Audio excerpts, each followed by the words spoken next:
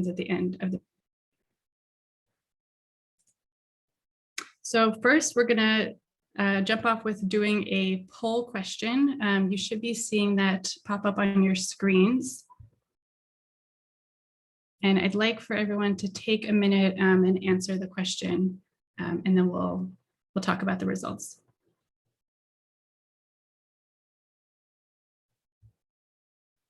Thanks so much. Lots of job seekers. Great. We'll have fruitful discussion.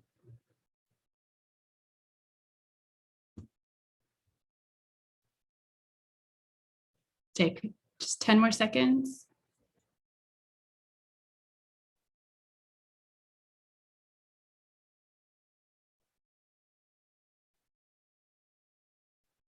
All right, let's close it up here.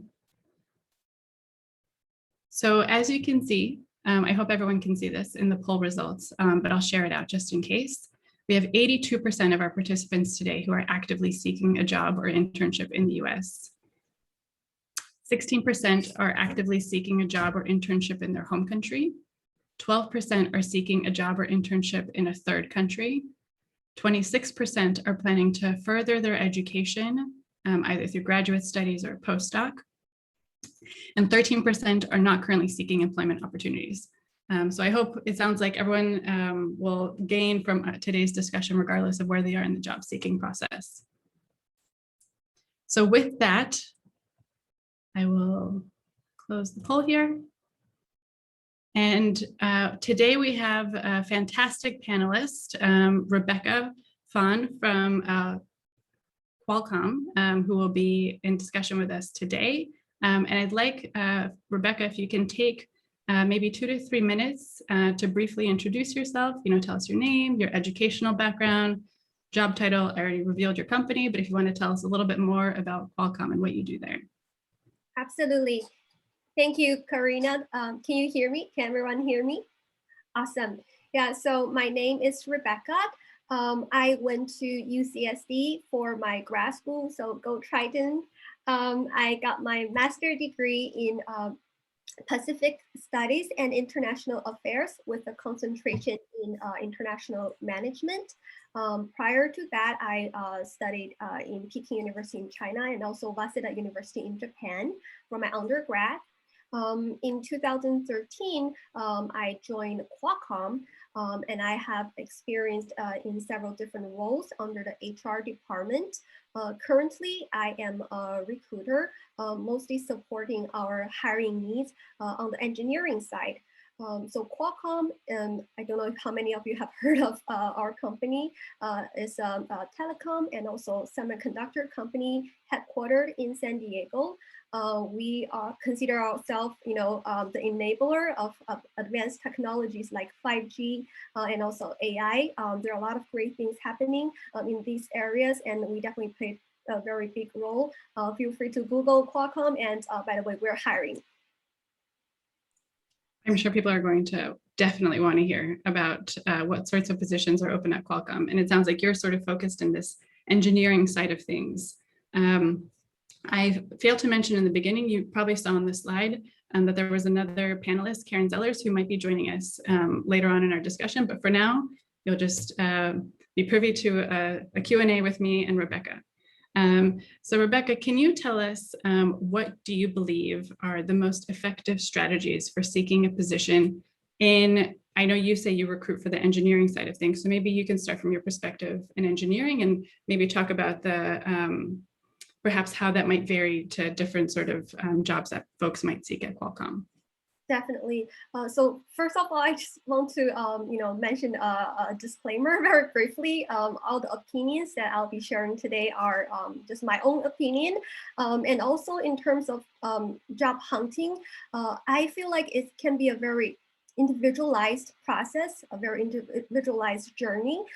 Everyone has their own unique experience. It's definitely not just science, but a lot of art, sometimes even luck in it.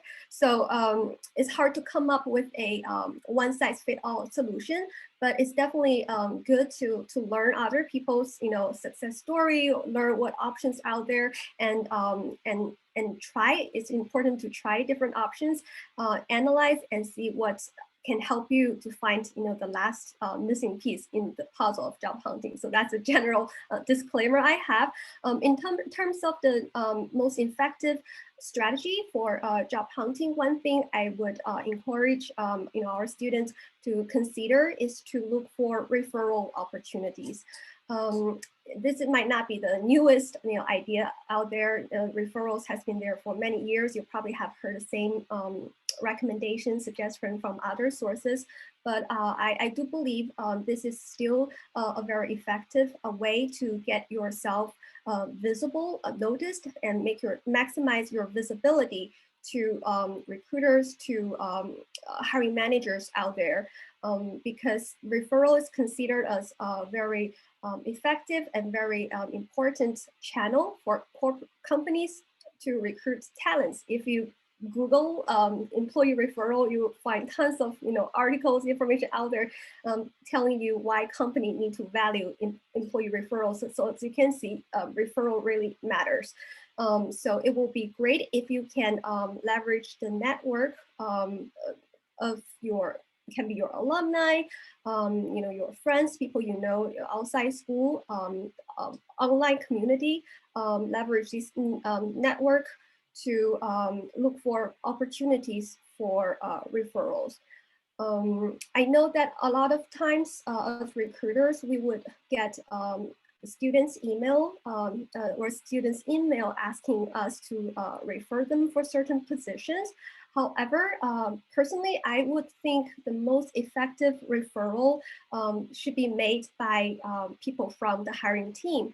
Meaning, if you're able to, find out, who are, who's, your connection, if they're already working in a company that you want to work for, it will be better to reach out to them directly versus going to HR or recruiter first, because you want to get to the decision maker, the hiring manager, directly. That's the best way to get your resume noticed. And if you choose the route of going to a recruiter first, the recruiter might not support that position. They might know that position well, the team well, so it might not be as effective as if you go with the team members who are already working there.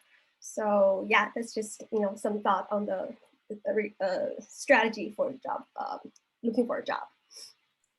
I think that's a great suggestion. I'm sure you're probably aware there's statistics out there that say 40 to 85% of jobs are you receive through referrals via your networks. And I think students oftentimes don't even realize how vast their networks already are. You have individuals in your cohort, you have individuals in your department, alumni, as you mentioned. So get on that LinkedIn, go to your university page, look at your alumni, and try to get your referrals that way. Because it sounds like from what you're saying, kind of puts you at the top of the pile in some respects. Absolutely. I think in general, company values referral. They trust their employees. They definitely want to take a look at the talents introduced by talents who are already working there. So that's why we should definitely take advantage of referral if there's any opportunity out there. So I gather there's probably certain things as a recruiter that you're looking for on a resume and a cover letter that sort of makes a candidate stand out. Can you tell us how you might view assets such as student leadership, internship, and different volunteering experiences that are on resumes? Definitely. Again, most of the teams that I support are on the engineering side. So I can, better speak to the, engineering positions. In my opinion, internship experience is very important because it tells the hiring team what problems you're able to solve with the skills that you claimed, on the resume in a real world setting. So that puts all the skills, all the competencies you mentioned in the resume in a real world content. So that's why internship experience is very important. And also internship experience can be the source for you to come up with your own story during the interview with hiring team and also with HR. You want to be able to prepare some personal stories on what's kind of hardship you overcome, what problem you solve, what value you can bring, and you need real world example, and that can be the internship you have. If it's directly applicable to the job you're applying for, that would be even better. So I would definitely say internship experience, if you can, get, accumulate more experience in the industry, it will be really helpful. Yeah. So what about, and I want to circle back to perhaps the other components in addition to internships, but on this internship thread, it can be kind of challenging sometimes for undergraduate and graduate students to get internships in a highly competitive job market and, tight funds and labs. And so what suggestions would you have for students who perhaps haven't had an internship that can make themselves stand out on their application? Yeah, that is a great question. So I would say while working towards, securing an internship opportunity, in the meanwhile, maybe try to get some course project experience. Again, you really want to showcase your skills, your capabilities under the setting of a problem. What problem have you solved? How have you helped, business, a customer, or, your professor with the difficulties they're facing. So I think a project, experience from coursework, or maybe there's some, I heard like online outsourced projects out there. I believe those can be, looked at as well. And hopefully with all of those, eventually you'll be able to find, again, internship opportunity and then maybe even full-time opportunity. Yeah. So it sounds like the lesson there is to take the lessons that you might apply from the internship and maybe use it in different settings. Like, oh, here's the challenge I overcame in this class project, and here's the challenge I overcame in this other opportunity. And what about if students are part of student leadership or other volunteering experiences? I know you're probably looking for a lot of technical skills, but how might these sort of other experiences add to someone's application? Yeah, I think those can be very important as well, just because these are the experiences that help you to hone your soft skills, which is definitely also important for the future employers. They want to know, if their employees have great work ethic, are they able to perform well in a team setting? How are they able to prioritize things when they have a lot of important deadlines coming up? So I think these experience, I guess, student leadership can be the opportunity for you to to learn, to grow, and eventually, hopefully, you can turn them into some success story to be told to your future interviewers. Yeah. Yeah, I didn't mention this in the beginning, but I'm a graduate peer educator for graduate students at UCSD through our Career Center. And I often tell students, like, brag about yourself. That's the whole point. Like, you are your own best cheerleader. So it sounds like that's sort of the underlying message here. Absolutely, absolutely. You just to think of it as like almost like a sales pitch. You are promoting a quote unquote product, and that is you. You have a lot of things to offer to the employer. So make sure you highlight what you can bring to the table, how you can help them, why it's a great decision to have you on board. Yeah, absolutely. So speaking of kind of thinking of yourself as a product and perhaps even as a brand, as a recruiter, do you have suggestions for folks who want to build up their social media brand? And probably here we're thinking about LinkedIn. How do you make yourself stand out and really, make your experiences shine?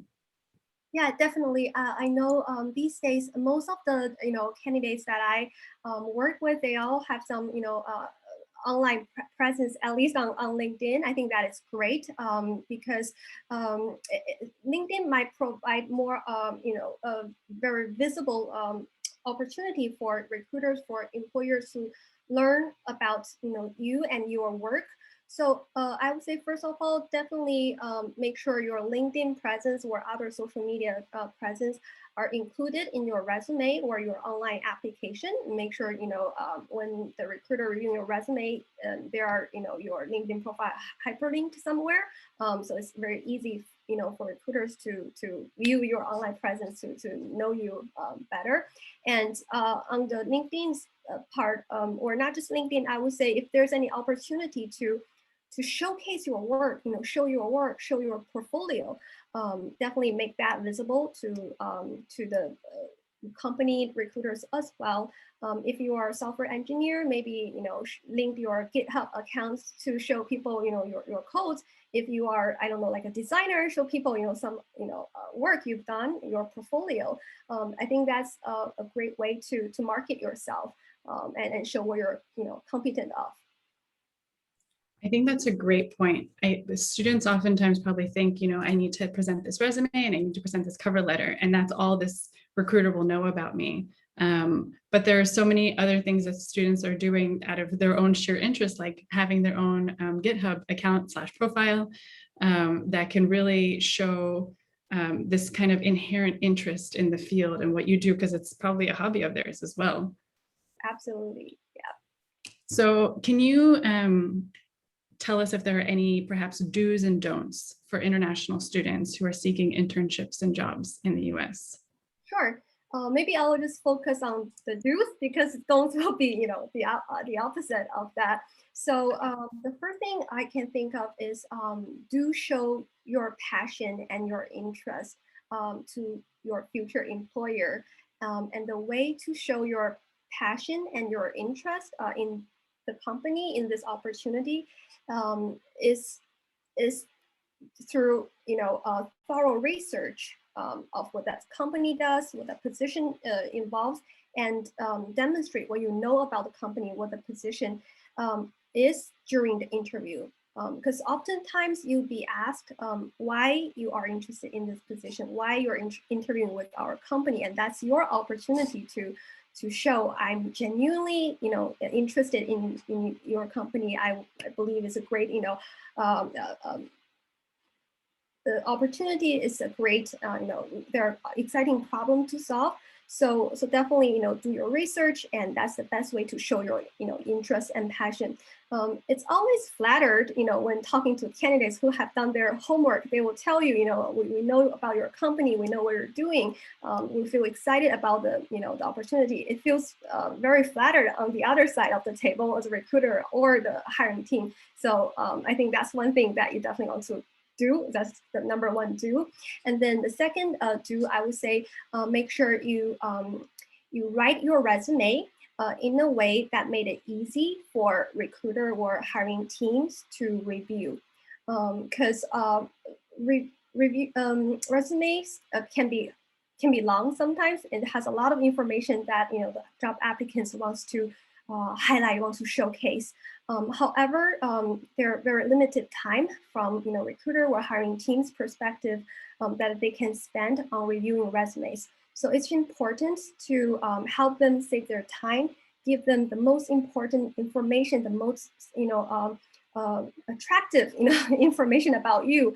I would say in the shortest time. So the way to do that, I believe, is to try to put most important information about yourself, such as a summary of what type of opportunity you're looking for, your availability when you are able to start, the key skill set in the top of the resume, because that's where the eyes, you will start looking from the top of the resume. So definitely put those information there. It really helps resume reviewers to save their time, and they can just know if you are a fit in the shortest amount of time. So that's another recommendation I have. And then last but not least, I think I already covered that in the beginning. I would say do leverage referrals, do network, because oftentimes online applications, the amount of online application can be huge. It's really important to take every opportunity to to get your resume noticed, and I believe referral is the best way. So that's my third do here. Yeah, I think this was perhaps a little bit of a technical question, but I'm curious, when you write your summary sentence, I think that's a great suggestion and really an opportunity for you to showcase what you think is what you want to present to the employer. Would you say that it should be different than what's in the rest of your resume, or kind of pulling out the different experience that are in your resume? I would say put the most important skills up there, or information. For example, if you help us understand, are you looking for internship or full time? When you'll be able to start working? If you're looking for, a technical position, what type of technical positions are you interested in? Or, if you are able to come up with, maybe just a couple of sentences about, who you are, what are your strengths, technical strengths, or, soft skills strengths, those are totally fine too. If you are, a great, problem solver, you are a team worker, you can list them at the top as well. So just to think about what will be the most, important thing, your strengths, and then you want to, include them in a summary section. And under that, you can talk about, you can give the details about the skills. For example, I've used these skills to solve this problem at this time with this company. That's the rest of the resume is for. Yeah. So thank you. I think you probably remember, if my memory serves me right, we had 82% of our participants here who are seeking jobs in the US or internships at the moment. So as an international student, how might someone showcase the value of their international experience to employers in the US? That is a great question. I would say, there are a lot of things in common from business perspective. I think business always want to, increase revenues, save costs, improve technology, improve processes. So in a sense, the problems that you are solving can be the same in nature, regardless, which country, you had your experience in. So I would say focus on telling your story in a way that can be understood, by the employers here. Translate your experience into something that can be applicable here. And yeah, I think the storytelling ability is definitely very important to help the employer understand who you are, what you can do, even if you're from a different country where they have different culture at workplace, or they have different processes of doing things. But if you're able to tell a story from a perspective that you can summarize the soft skills that can be applicable here, I think that will be really helpful. I think this notion of telling your own story is really wonderful, and letting employers know that your story and your experience matters. I'll make a quick pitch, at least for UCSD, but I'm sure this applies to all the UC career centers that are on today's call. These are opportunities also for you to take your resumes and cover letters to your local career center and have them help you translate your experiences in ways that will be picked up like somebody like Rebecca. So with that, we're really lucky to have an extra 10 or so minutes with Rebecca here before she has to jump off. And Jing is going to help us moderate some of the questions that have come in. Yeah, thank you so much, Rebecca and Karina, for this wonderful conversation and discussion. A lot of very insightful and actionable advice for the students. So yeah, Rebecca, we do have some good questions from the students. I try to type them into different categories. So we have about 3. They're asking about more details, nuances about networking, asking for referral. There are also questions about internship, and also questions about how to sell the students or sell ourselves to the employer through like interview or online presentation. So I will just give you the questions based on the category, so that hopefully that can help you to tackle them. So the first one, Rebecca, I want to mention is that based on your experience, do recruiters see internships and the research experience differently? And which ones do they prefer? Really interesting question. I feel like there's no one answer to that. I think it really varies based on the type of position they're recruiting for.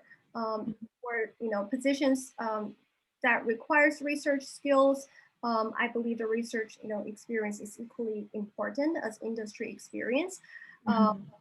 But again, it's kind of hard to tell. I would say industry experience is always helpful, preferred, because it can be applied directly to what the team is hiring for.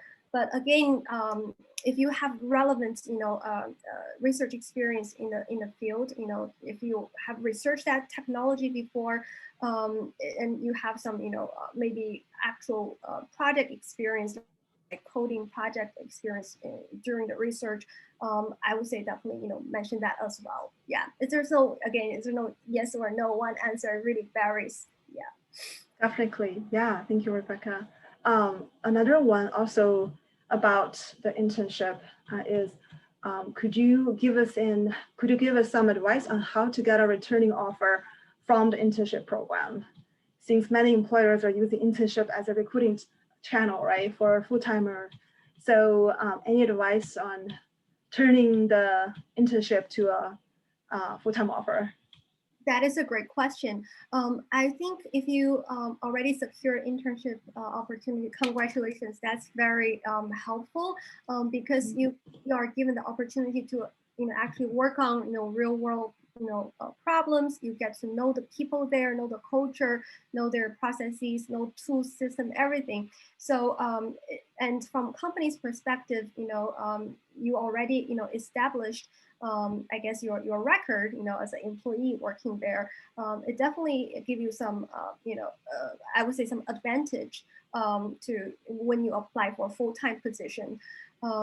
So when you work there, I would say, besides getting work done, deliver your job, definitely take advantage of the opportunity to get to know your supervisor, your mentor, and your people even outside your group, because they can be great resource for you to better learn the company, the opportunities out there, and also again show them who you are, and in future if they have full-time opportunities, they'll think about you because they already work with you and know how great you are. So take that opportunity to build relations and show your work. Yeah.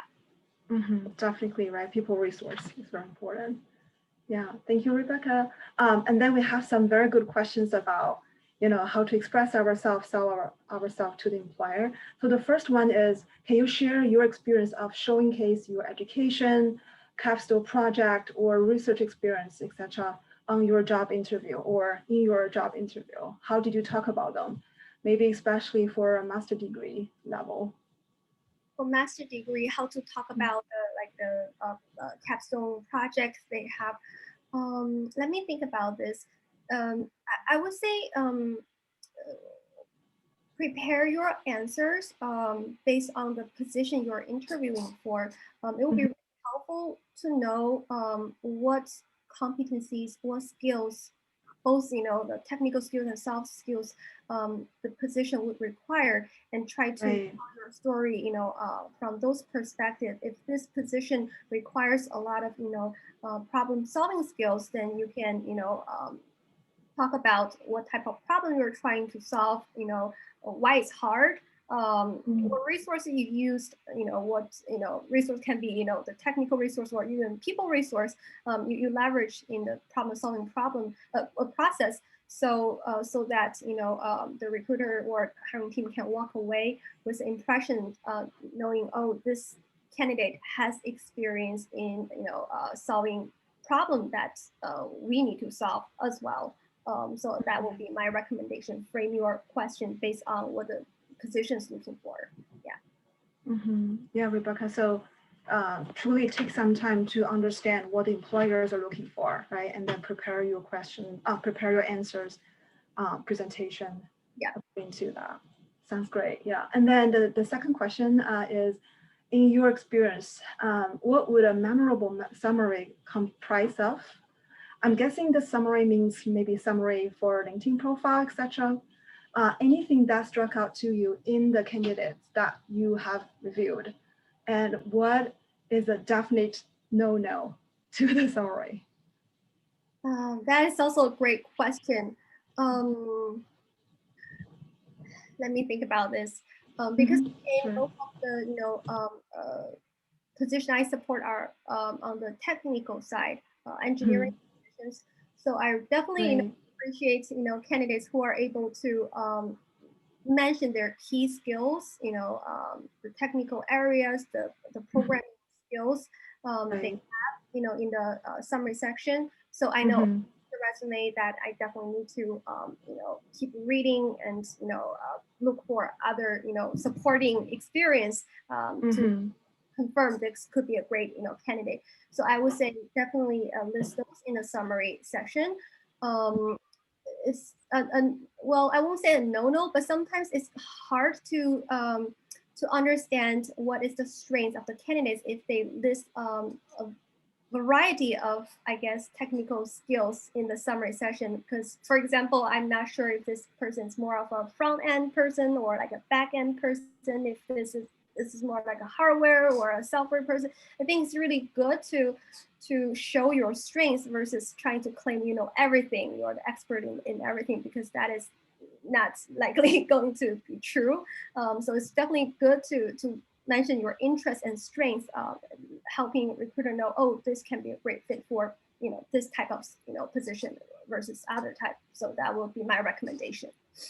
Definitely, yeah, interest, like what you're looking for, and then your relevant skills and experience Yeah. to show the fit, right? Yeah, thank Yeah. you, Rebecca. Yeah, that's a very good advice. And then we have 3 questions about getting the referral. That's a very, useful feedback. And then the students have some very specific questions, which I think can be very helpful for all the students here.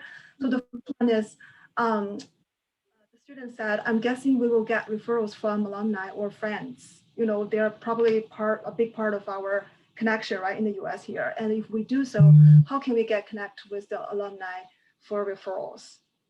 So any advice on reaching out to the alum to get referral? Because I was to start with. I know that UC University, in the UC system have great career service, resource. Definitely work with your career service team to learn about alumni who are working in this industries or potentially in the companies. Who they are, and I'm sure the career center will be glad to help you establish that connection with alumni.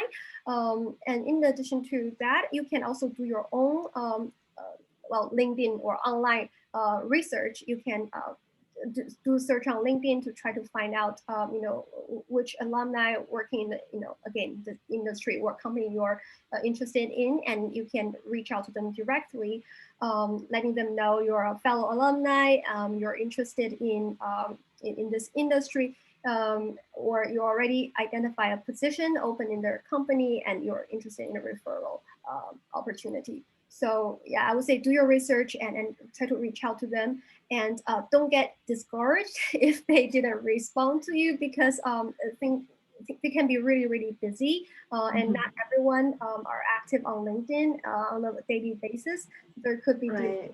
no response. Don't let that discourage you.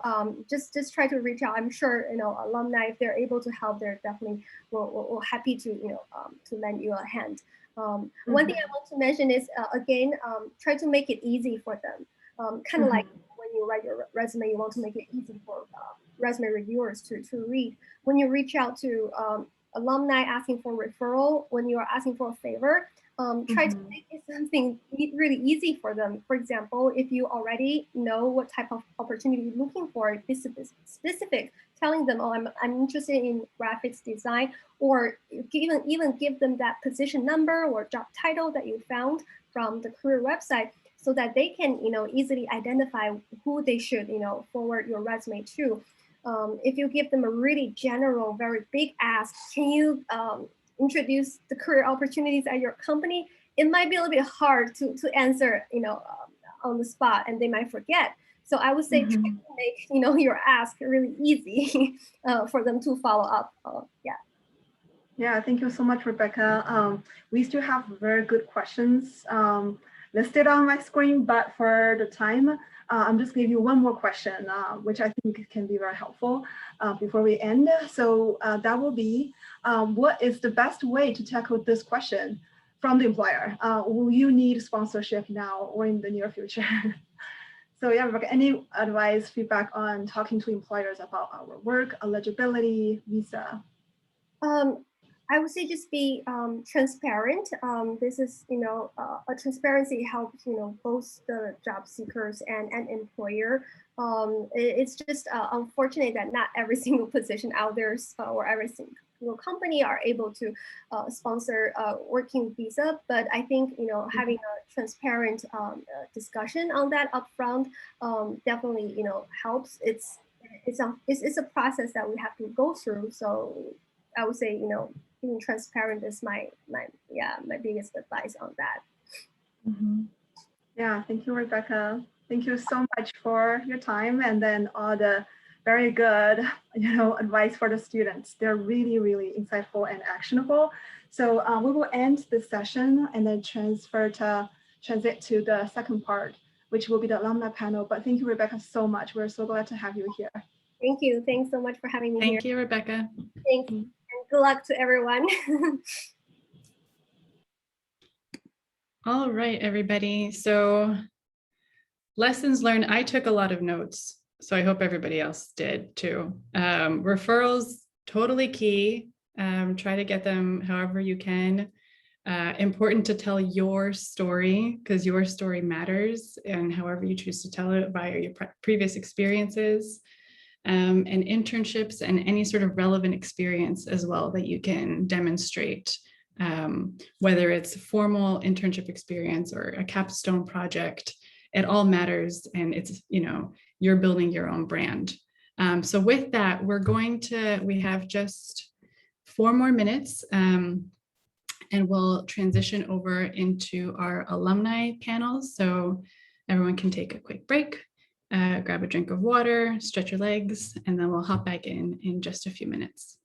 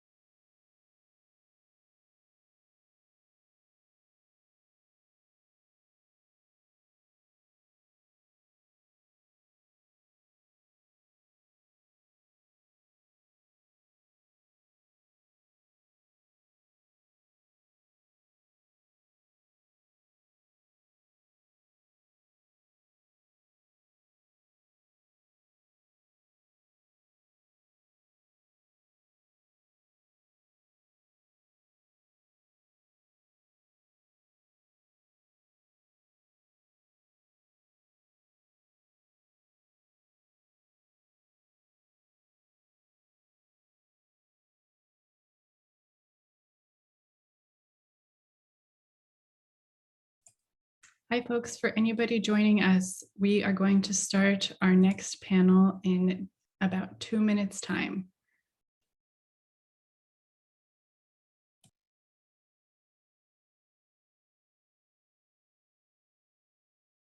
Over to speak with our next round of panelists. We have 5 alumni across the UCCC, or recent graduates, who are eager to share their experiences with you and what they've learned. If you have any questions, please feel free to write those in the Q&A and we'll collect them at the end and ask them across the panelists. But for now, I will let each of our panelists introduce themselves.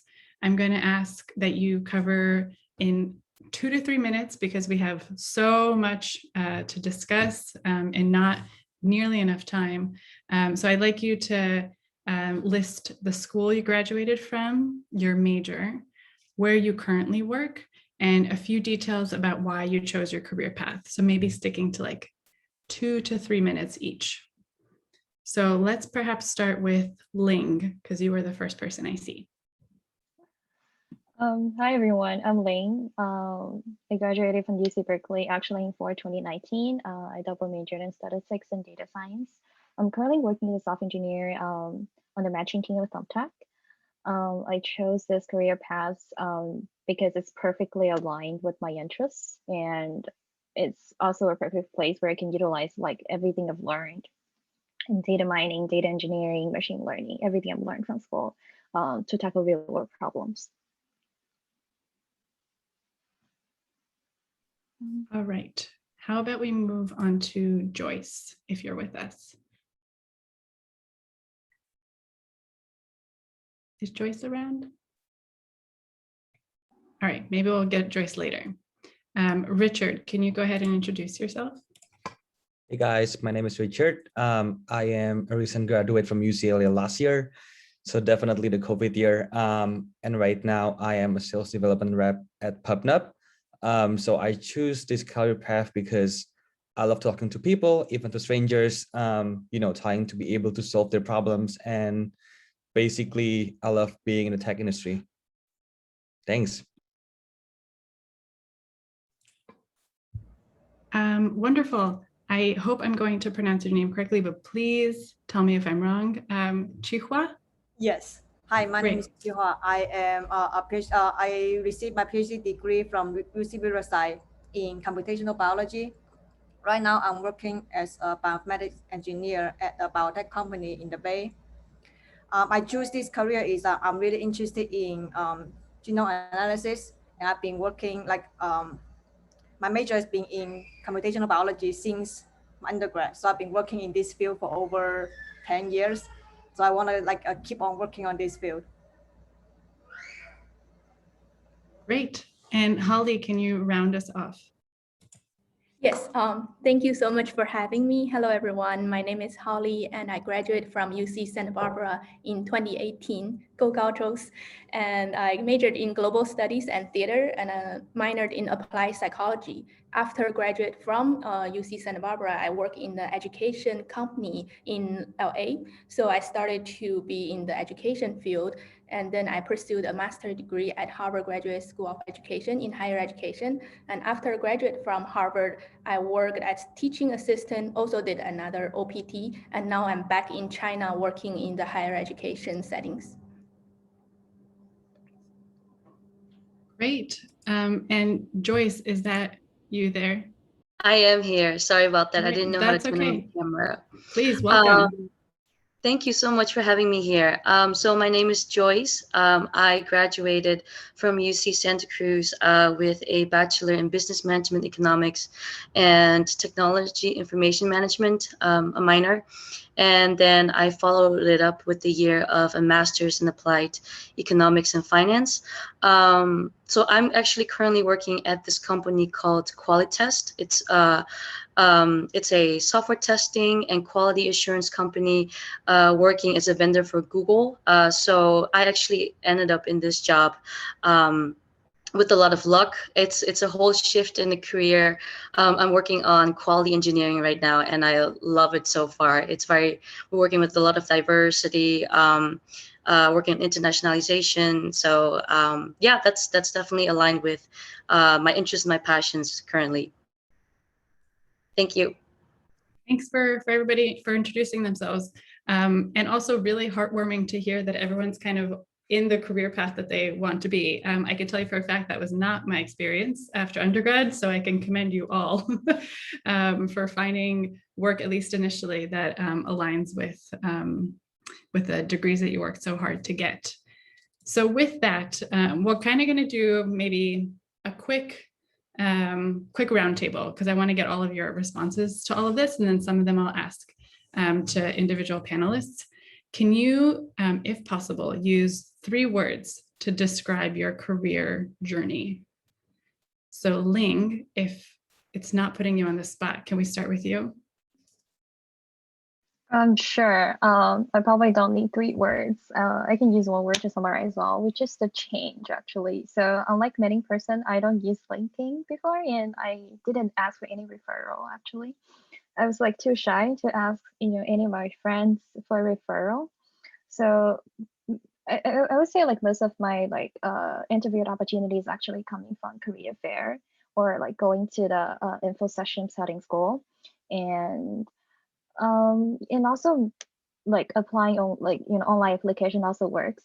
So I would say like even though like referral does have a like huge impact in the job hunting process for many people, I would say just never underestimate the importance of like going to those like really informative info sessions, and also try to talk to as many recruiters as you can on all the stuff there in the career fair. Those are really helpful as well. Richard, are you able to find 3 words in your vocabulary to describe your career journey? 3 words. Okay, I'm trying. I guess the first word will be perseverance, because to be able to get a job during the pandemic wasn't easy at all. I would say I'm lucky enough to be able to secure some internships prior to getting my full-time job, so I still got some kind of several interviews last year, even though it was a pandemic. But again, sometimes companies would like you to start as soon as possible, but being an international student, you would have some kind of start date for your OPT, so that kind of also plays some big role for me not to get the job. And then the second word would be genuine, because I was being able to build relationships on LinkedIn and actually ask, for referrals, doing some coffee chats and informational interviews. And that helped me a lot, to secure those referrals and got those interviews. But, I guess like the third one would be, just put everything the best that you can. So try your best, because sometimes, although you've tried so hard, it's still impossible to get the job. So, being able to always give your best, and always give your A game in every interview, in every coffee talk or interview process, I would say that also played a big role for me to get the job. Great. I love these lessons of perseverance and being genuine, because employers can usually see right through you if you're not. All right. I won't put the 3-word limit on or 3-word requirement on folks, so you can choose one if you want to describe your career journey. Holly, can you take us next? Yes, thank you. If I can only use 1 word, I think that should be serendipitous, because I love that word. It's beautiful. And also I think the career journey, it's kind of like a long path. It's like an evolving, ongoing thing. And sometimes we just need a little bit luck and hard work. So I'll say it's a combination of staying positive, and also like what Richard and Ling said, reaching out to people, as well as being perseverance. And then there's another point I want to add is evolving. It's like continually change. For example, I didn't get my dream job as a first job. It's like I met people and then I started to learn more. So the learning journey as well as work experience helped me. And I'm sure I'm still working on pursuing my dream job, but this journey has been serendipitous, and I want to pass this positivity as well as some energy to everyone. Yeah, thank you. Yeah, that's great. I think students oftentimes feel discouraged if they send out a lot of LinkedIn messages and they submit a lot of applications and things don't come in, but you really only need that one. And so you got to just stay hopeful as much as possible. Chihua, can you share your 1 to 3 words? Then I will have to choose learning. Actually, this is my first job, first professional job ever. I didn't get any internship during undergrad or grad school, and I actually got a job during pandemic. So in this, I learned how to actually I work a lot with career advisors from career center to learn how to present myself, how to write better resume, write better cover letter, and we have a lot of mock interview. So I'm really thankful for the career center of all this. I think when I actually witnessed the whole process of me finding a job and getting a job. So like in this process, like right now after I joined the company, because it's a relatively small company, so I'm still actively learning with my colleagues and with my with other teammates.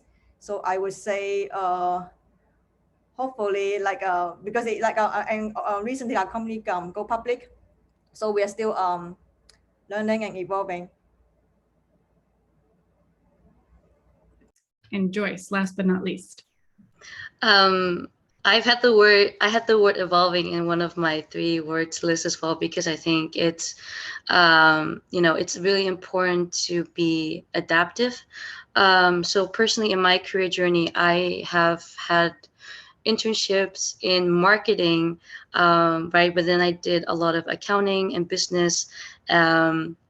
And I ended up done my master's in economics and finance, and now I am software testing. So it's been kind of a very diverse journey for myself. And I think as an international student, sometimes we don't really get the opportunities that we're looking for, but we got to create these opportunities ourselves where we can find these gaps. And for me, like I said, I didn't really find my dream job, and I ended up in a company where I wasn't necessarily sure if I wanted to stay there. But as I found this job and I accepted this role, I got the opportunity to network and create opportunities for myself in this company that I'm working for right now. And so I would say, don't be discouraged if you don't find what you are looking for. Also, don't be afraid to take on opportunities that might not immediately match what you're looking for, but know that it could open up so many different doors for you. So I would recommend pretty much what everyone's have said here is to remain positive, remain hopeful. Definitely, find your skills that you're good at, but keep it broad so you can apply it to different industries. That is what I would say. I would keep it short. No, that's wonderful. Thank you. I love these lessons of being persevering, evolving. I know oftentimes when I meet with graduate students at UCSD, there's this stress of feeling like that first job that you get after grad school is the job. That is the one job I'm going to be in the rest of my life, so it has to be perfect.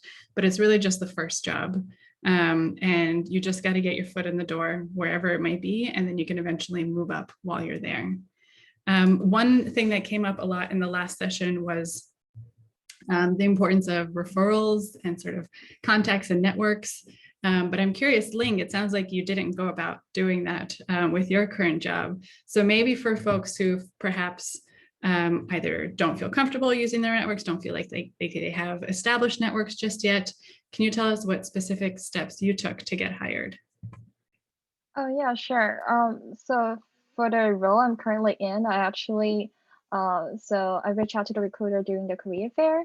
So they took my resume, and then it's like the normal process of hiring like any software engineer. They arranged like a coding review immediately after, and also we just went through 1 to 2 rounds from screen and the final the on-site interview.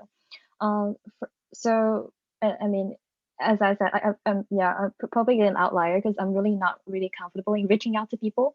But so that's what I mean changed, because I have to change a little bit, try to get used with the linking, try to reach out to people. But I do value the importance of going to career fair and trying to reach out to the recruiters there and talk to the engineers there. I mean, any of the representatives for the company. And also I realized, because there are many major related clubs in the school, they also have a lot of professional development events. I do go to their events. For example, they're inviting some of the representatives from the company for a lunch chat, a coffee chat. I do go to those events and take that opportunity to chat with them. I think those are great resources as well. And also there's some public events. Like for the female engineer, there's coding hackathon or a coding opportunities for for many different groups of students. So just take advantage of those opportunity conferences, public events, and those are great sources for recruiting as well. Ling, I love how you said you didn't do any networking, and what you just described was all networking. Oh yeah, not linking networking, I guess. Yeah, but I think that's a great lesson for students to hear, that we're always constantly building out our networks without even realizing it. You know, whether it's folks you meet in conferences or these coffee chats or your courses, like these are your networks that are going to serve you moving forward.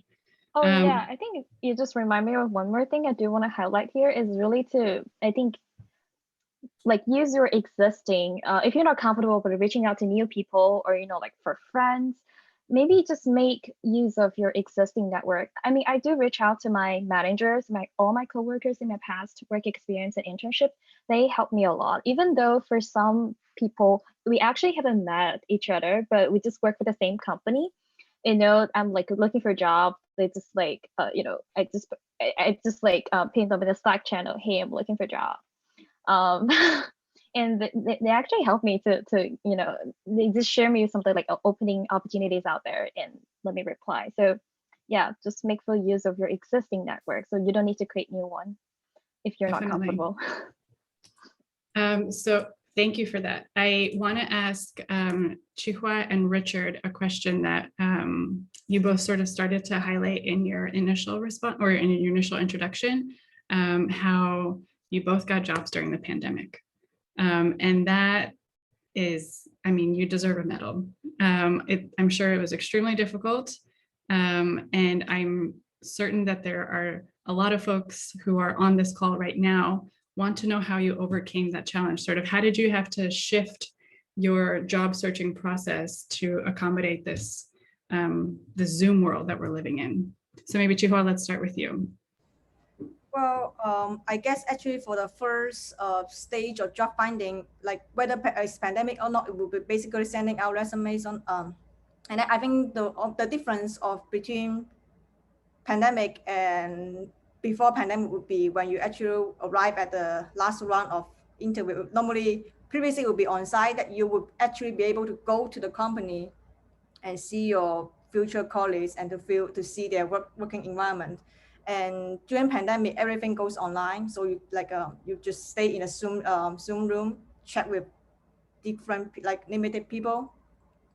So I think it's like the difference is that like after when you get the offer, then it would be really hard for you to actually get to know the company.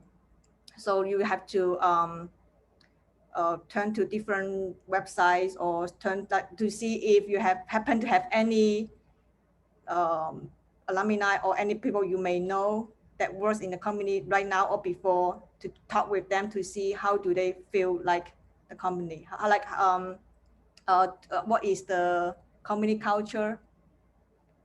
So I think this is like really like this is something like I think before pandemic, when you actually go to the company, it's easy to feel it because you could see how people chat, how people work. So right now is that you have to spend extra effort in finding how people rate this company and whether it is a good fit to you.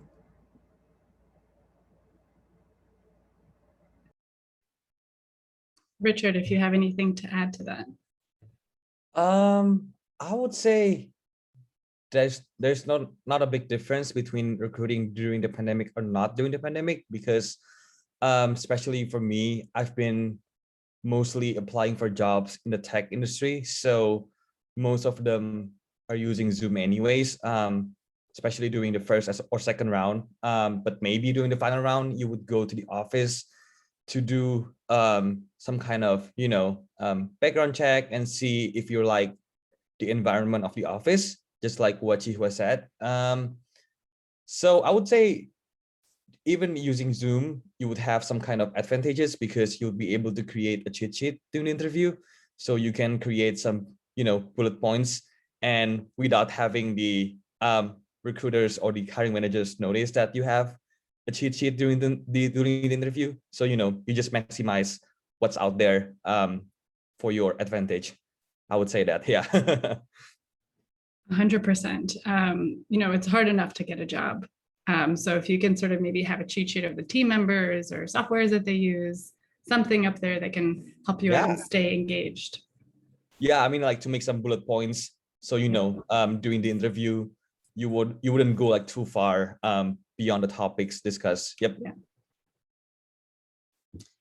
Holly, you described your journey as serendipitous, which I love that word, and I'm going to use it to describe even my own job process. I wanted to know, did you explore any other roles or sort of career pathways before you landed in your current trajectory? Yes, definitely. Thank you for that question. Long answer short, I did have a lot of internship when I was in school. For example, when I was at UC Santa Barbara, I was working at an international student office, and I got that job kind of starting with volunteering at the office, and then got to know all the stuff, and then they offered me a position. And later on, I also did a UCDC, so it's like an internship at Washington, DC. All the UC students, even I think international students can attend, because I attended it. And I was working at a legislative intern. So at that time, I was thinking about doing more about like a policy and advocating for international students in DC. And later on, I realized that's not something I'm really passionate about, because I love working with people. So after that, I started to shift my career path with a student advisor and then student counselor. And I want to add another thing is, when I was at school, I really tried to build the network with my colleagues and also professors. So they referred me a lot of opportunities, and a lot of alumni has been really helpful as well. I think I didn't really try a lot of opportunities, but I did the informational interview with them, and it was always like half an hour to an hour. Like all the alums, they're super helpful and willing to talk with me. So I got the experience of like working in a different field. For example, I was thinking about working in the ed tech, and then working in like theater, because I was a theater major as well, and then working with them and then talking with some of the alums helped me to shape my career path. And I kind of got my current job very serendipitously, because there's no open position at that time, but I was talking with my manager, and we kind of created this role because of the pandemic. Actually, there is international students overseas who cannot come to China, and I happen to have the experience. When I was at Harvard, I was studying, and then the pandemic happened. So I was kind of working and studying online. So the shifting kind of moved smoothly. So I was helping my current university to do that kind of transitioning for the international students. So sometimes we can see the bad luck or some of things. If we change the perspectives, it might be helpful, because I use that as a narrative or a perspective to create my current position. And my manager really loved the idea, so we worked that out and we talked with the HR. So that's kind of like my career path. Yeah. I think someone used the word evolving. I don't think it was you, but it sounds like it applies to you as well. And to sort of learn from each experience that you have and kind of see how it translates into future experiences and future opportunities, and to sort of seize different opportunities along the way too. Joyce, I was trying to write down all of your degrees while you were introducing yourself, and I didn't get them all. I think I had business management, economics, something with technology as well. It was really impressive. And so I wanted to know, when you were looking for your job and any sort of prior experiences you might have had, how did you go about branding yourself? Because you have sort of this slew of experiences, and I think a lot of students do, right? Like, I have a degree in this and I have a minor in here. How do I sort of combine all of them together to sell myself to an employer? That's a really good question. So with the number of degrees and the variety of experiences that I have, sometimes you feel like you're what is that phrase in English? A master of none, jack of all trades. So sometimes it becomes very difficult to focus on one specific skills that you could really sell yourself at. And for me personally, it helped me a lot by going through my career counselors, the career center, kind of like, okay, I have all these skills and I really want to prioritize, what I am good at and what I really enjoy. So sometimes it just takes a little bit of experience and self-reflection just to see like what really are your passions, so you can really scale all these passions and skills down to a couple, and then really focus on those so you can do research on what you can do. So one thing that actually I got recommended by a friend was taking personality tests, because with these personality tests, it really kind of lays out what type of person you are, what your strengths and skills are based on like millions of tests from different personalities. And using that personality test, I also went online to do research, right? Like, what are the type of people who are in my kind of personality type? And there's a lot of advice also around careers. So I found like, hey, these type of jobs and roles really fitted my type of personality. And I realized for myself that I am very adventurous. Like, I don't like to stick with one thing. I like to try out a bunch of different things. And then so with the career help, the career advice help, and also just learning all these strategies on like how to focus more on finding the type of jobs that really fit your personality really helped me a lot to scale down like, hey, I really like to work with people. I also would like to work in a role that's maybe not that niche and allows me to explore, a broader area.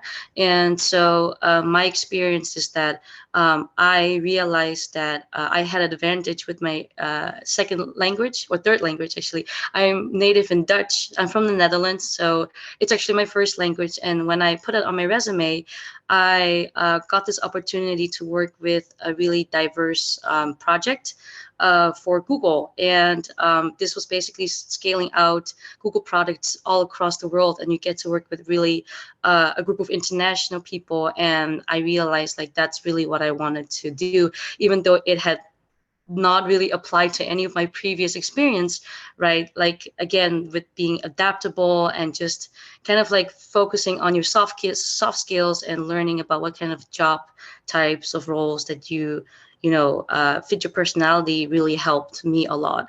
Yeah, that's kind of my advice. Yeah. Yeah, I oftentimes hear from students who sort of jump into the deep end and look at the job descriptions first, and they think, oh my gosh, I'm not qualified for any of this. I don't even know if I'm into any of this. But there's so much merit into taking the time. There's lots of those different kinds of personality tests online. Lots of them are free. You can contact your local career center for even more information and advice. But you don't even realize so many things about your personality that are important for a job environment that you just think are like inherent to you that are actually important to you for a future job. So Ling, our resident non-networking networker, I'm curious how you branded yourself when you would go out to different conferences and the coffee chats that you had. How did you sort of prepare your brand to future employers? Wow. That's a really good question. And actually I asked myself many times as well, like how should I sell myself to the employer, to the, to all the engineers I met during the coffee chat. I think, so one thing that really important is like do the research. Do research about a company and research about the people you'll be talking to. Because and also I feel like, because I do go to a lot of like info sessions about not the big name company, but a lot of the startups, mid-size, the company I'm working on is a startup, like a late stage startup. So I think I mean, if I were to give it advice, one of the advices here is just like not to be too focused on the big names, to like explore more opportunities in relatively smaller companies, because there are a ton of opportunities out there and the things they're doing are pretty interesting. So that's something I do. And also, I feel like one problem for many of the new grads they're having is that many of the positions they be applying for is actually like the new grad position. So in the job description, it's like pretty vague actually. So if you go through the job description, they have like this and that, but probably can apply to everyone. But if you can find like a job description for a specific team, for a specific role, I would say do pay attention for that, because they do mention a lot of like the tools, the frameworks, the desired requirements they want from the candidates. Because for some of the teams, and also for the team I'm working on, it's like I feel like it's a really great match between these two, because I do have the experience, I do have the knowledge they want. It's like kind of niche, but so that's why I think this is it's a perfect fit between us. So if there's anything in the job description that you want to highlight and that is also aligned to your past experiences, regardless of internship or work experience or like class project, do highlight that and ask a lot of questions when you are chatting with the people. And yeah, I think that would be my advice and also my personal experience. Yeah, I think speaking directly to the job ad is huge. The employers aren't writing these job descriptions just randomly, right? They're looking for a very specific person. So as much as you can to align yourself to that, it can only benefit you. Yeah. Chihua, I think you mentioned you work at a biotech company as a biomedics engineer. Correct me if I'm wrong. Can you, we probably have a lot of engineers on the line. I'm curious if you can offer any advice to individuals who might be considering this field of work. Let me think. Oh, actually, I actually been in on an interview last week, and I think I'm part of in the technical interview. So I would say from a technical point of view, like normally when we have a job opening, we have already an image for the people who we want to be on our team.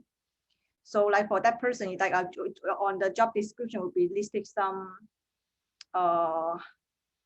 field of research that we want, like that you will eventually, like you will be doing after you join a company. So we really want that person to have previously done similar projects, or like you don't have to be like an expert, but as long as you show any kind of experiences, like or like by previous job or in some course project would be good. So, and actually even though like with like it's actually really hard to find someone that has show their experience that we want. So as long as we find one, we are really excited to move him or her into interview process. So I think it's really important to show how your past experience fit with this role. Actually, I also talked with one of my teammates like weeks ago, saying at first actually my resume was not picked up because probably they scanned through it. Like after they first scanned, they couldn't find a good candidate. Then one of the colleagues, instead of manager, has to go through the resume again and then find. Then I was actually picked up by the second round of screening. So I would say like well, I feel I was lucky that they still go through a second round. Otherwise, I may not get a chance. So like if I could do it again, probably I would better take change my resume or cover it better to highlight that, hey, actually I do have such experiences that you asked for. But maybe I think back to that, I try to order my projects in a time manner instead of so those projects that actually I do is very small and quite old, so that's why I put it on top. So I think this shows the importance of how to change your order of projects, but to different jobs. Yeah, I think it's important for students to hear about this scanning process that is ubiquitous, especially in the large companies. So as much as you can throw those buzzwords in there to be picked up in the first, or in your case, second go around, is also really key. Holly, can you give any advice to our students who are not in a STEM direction, but in your case, higher ed, or maybe you can speak broadly to non-STEM. Can you give advice to folks considering this field of work? Yes, definitely. And also I saw questions about applying for job, either like a must apply roles like a 15 to 20 or a 3 to 4. I want to combine this question to your questions. I'm thinking back, I think when I first graduated from UC Santa Barbara, I was having kind of an Excel sheet about all the company that I applied for, and then what kind of positions. And I see it more as a network opportunities as well. It's for me to get to know the company, and it's a two-way thing. So they're interviewing me, but I'm also kind of knowing them. So I want to have, to let people know when I first go to a lot of career job fairs, a lot of them are tailored for STEM major, but I want to highlight that there's opportunities for people who are not in STEM for sure.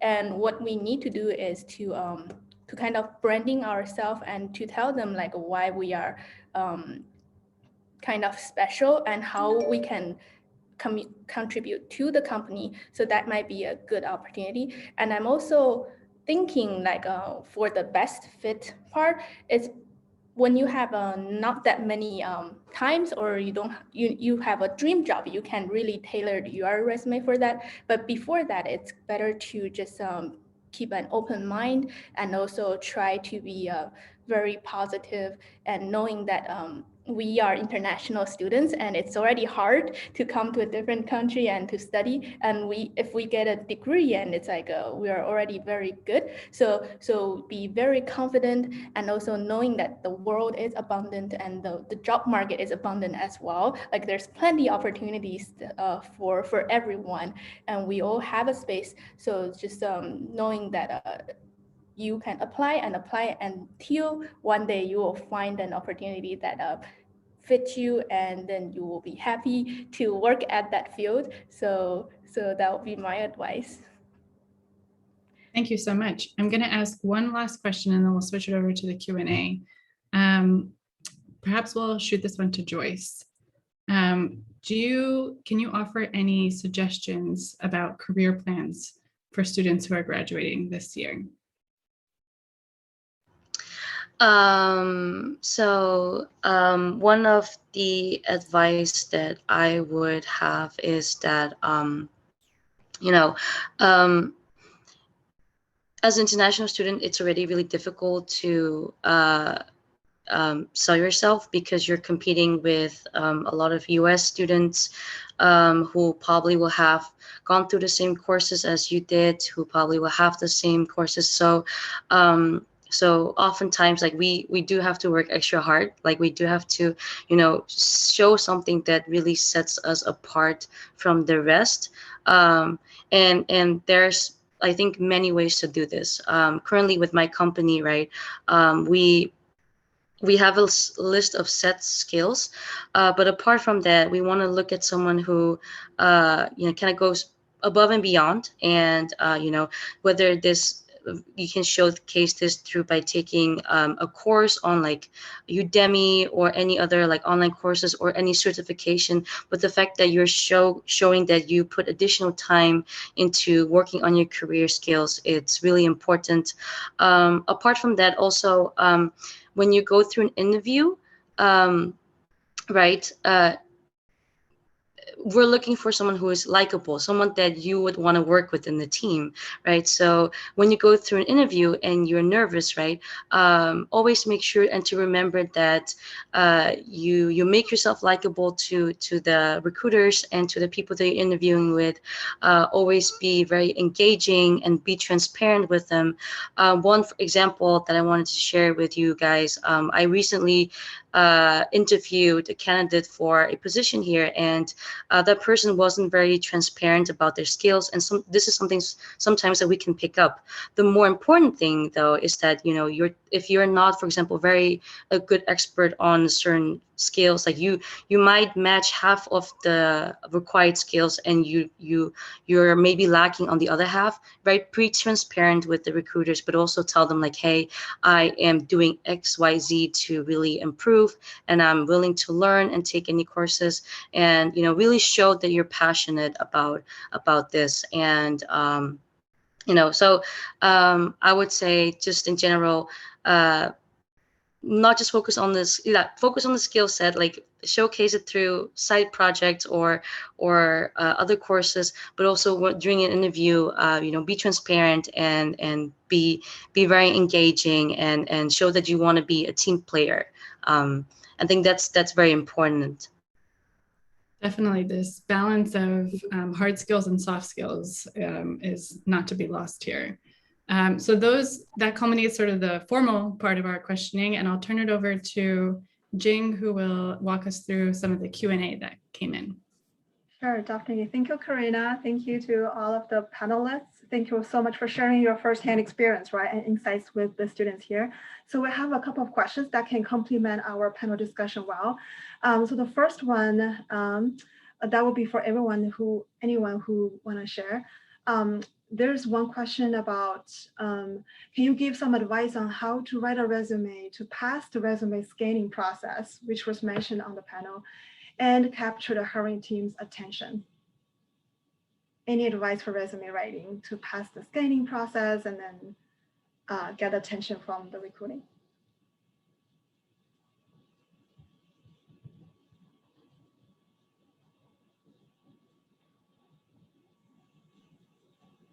I guess I can take this question. Sure, thank you, Ling. I think firstly, just do go to Career Center, because I go to Career Center a lot, and advisors there help me to polish my resume many times. So, and also your resume, you can find your friends or like any other like professionals to help you to proofread, so that they can give you some advice on it.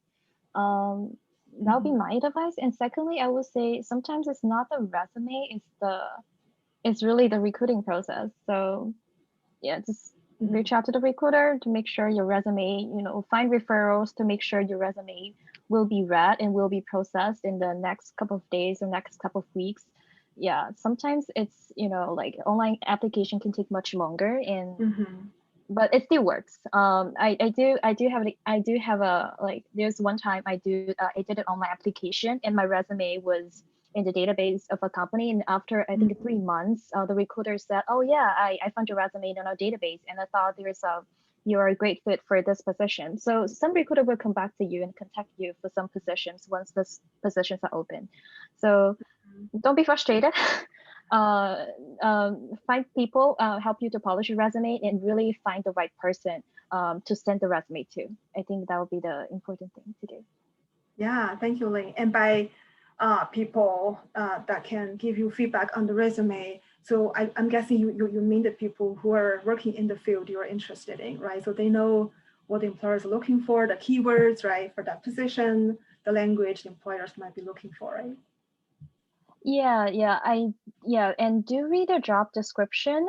That would be another thing I highlight, because sometimes like the resume would be read by the recruiter and then go to the hiring manager. And for the hiring manager, if they work for a specific team, they do have very specific requirement for certain kind of for specific skills, like specific frameworks. So if you have any like specific class projects or internship projects that do match or like work somehow similarly to what they want, do highlight them, or like put them in as like the first or second section that people will be read. And also when you go to the career fair, when you're introducing yourself, do mention that, because like they will take notes of what you are good at, like what are some exceptional skills you have. Yeah, sounds great. Yeah, thank you, Ling. So for the reason of time, the second question, maybe the last question, this one is, one student asked if the panelists here can talk a little bit about your experience with getting OPT, work authorization, or H-1B visa. Any experience, advice for students regarding OPT, H-1B? Richard? I definitely want to talk about it. Oh, yeah, Shuha, yeah. Yeah, because my OPT application was, it took 4 months. So my job had been pending over 5 months. So it was a disaster. but glad that they would like they are willing to wait for me. So my suggestion would be apply like whenever you are. I think it's like 90 days before your graduation that you Right. can probably apply 1 month ahead of it. And that was a mistake. So I would encourage everyone to apply as soon as possible, because you never know what will happen with USCIS. Right, apply early, right? For the Yeah, as early as possible. Like I think previously I didn't apply early because I couldn't pick a start date. I kind of feel like it really doesn't matter compared to getting a delay of 2-3 months. Yeah, Chihua, thank you for mentioning. Can I just jump in? I'm sorry, Chihua, can you mention how long you like from applying to offering your job? How long actually it took?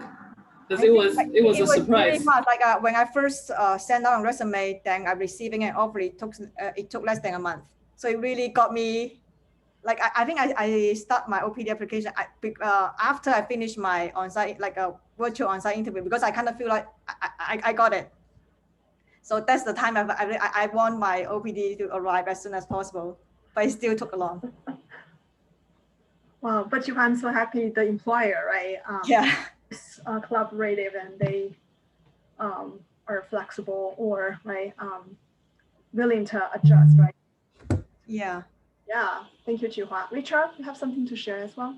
Yeah, I mean, agree with you, Huang. So apply early, guys, because you never know what's going to happen. And then the pandemic happened, make it longer. So apply as early as possible. I guess a good tip would be if you haven't had any secure jobs down the line, it will be great if you can put the start date as long as possible, as late as possible. So for example, if you graduate in June for UCLA, the latest date would be like, something in August, I would say. Yeah, like 10th of August or something, and put it on Monday because most jobs would start on Monday. And then, basically you would have like another extra 3 months to secure a job and begin the employment. And then for the H-1B, I guess communicating it with your employer and be as transparent as possible, because I did that with my employer and then they decided to, put me for the lottery next year. So hopefully I'll get it for the H-1B. But if you're in the engineering positions, I guess, most of the employers would just put you in the H-1B lottery right away. But because I am in a non-technical position, so, sometimes we have to be transparent on that. And I guess one last thing to add to Ling Xie that he also mentioned about the resume, about the job description. I think that's really powerful. So you have to make sure that all of the keywords are relevant with the job that you're applying for, because most of the companies would use something called applicant tracking system, the ATS. So they wouldn't, read all the resumes. It would just go to the machine, and if they don't find any keywords, then you're just basically out of the league. So, making sure that you're reaching out to the recruiter right away, make sure that your resumes are being read by a person, by a human, not by a robot, and then, making sure the keywords are relevant. I think that's a good starting point. Yeah, thank you so much, Richard. That's very good feedback. Thank you, everyone. This will end the Q&A time. Hope all the information can be helpful after the panel discussion. Thank you. I will turn back to Karina. Yeah, so just to conclude, a hearty thank you to all of our panelists who shared such rich and useful and actionable insights that I know are going to be really helpful for the students on the call. Thank you to Jing for moderating the conversation and to our audience for the thoughtful questions. This video will be made available for those who registered. You'll receive an email with the link in about a week. And we hope you'll join us for the next and final session in the career conference, which will be about mindfulness in the job search. So this concludes our webinar, and I hope everyone has a great rest of their evening. Thanks so much. Thank you.